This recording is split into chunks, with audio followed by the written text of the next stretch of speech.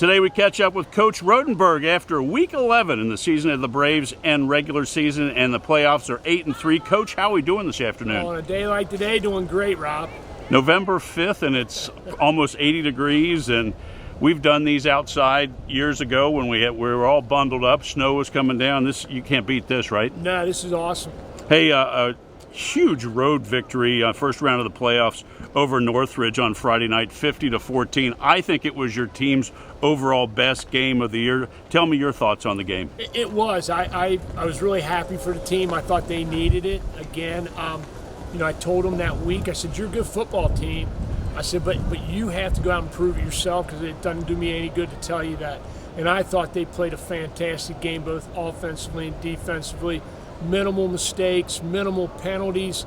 They just, they played like with a lot of confidence, and I'm proud of them, and really I'm happy for them because they deserved it.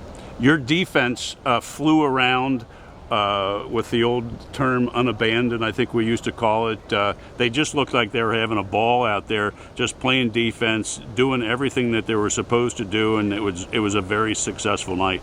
It was. I think that's 9 out of 11 games we've kept people under 200 yards, and it's a really good defense this year. They're playing well, but I thought maybe Friday night was the best run and pass coverage we played all year. That was your second game of the year on grass, and I commented to some of my staff that for Week 11 that it looked beautiful. Tell me about your thoughts playing on grass. Did it take you back to a few years ago when you were coaching at McNick and things like that? But it was a really well manicured field, right? Yeah, you watch film, and as we watched film all year long, it looked green, everything looked fine. But then once we got up there, really, you got to give it hats off to Northridge. They take care of it. Did a nice job. It was in great shape. Yeah, that's awesome. Another spectacular performance by your running back, Devlin Daniel. Speak to his performance last Friday night.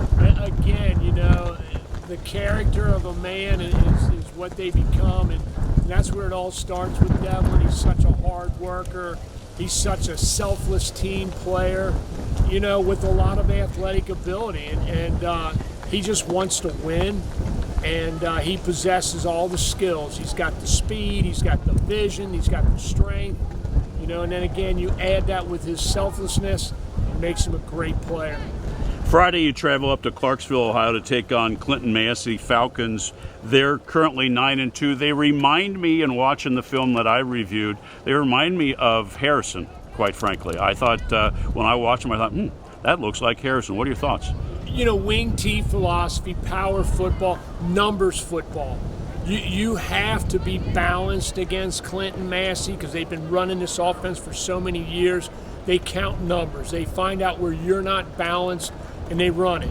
So they have a play that goes to the right, but they have a complementary play that'll come left, and they've got a pass play. So they're very, very good at what they do. You have to be balanced, and then once you're balanced, you got to be willing to stop them because they're going to hit you in the mouth. But we do a nice job stopping the run. I'm really happy with that.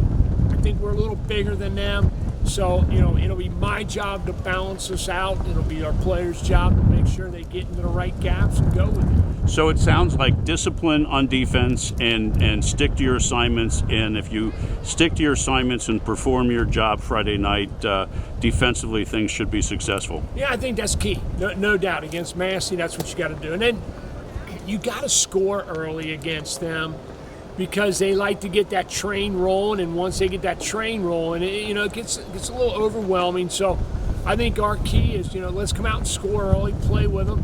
Get into that second quarter, and let's see what happens. So O-line, making some holes for your running back, and try to get the lead early and take it out of their game. No doubt. I mean, that's the plan. Sounds great, Coach. Best of luck Friday. We'll touch base next week, and all the best. Appreciate it, Rob. Thanks.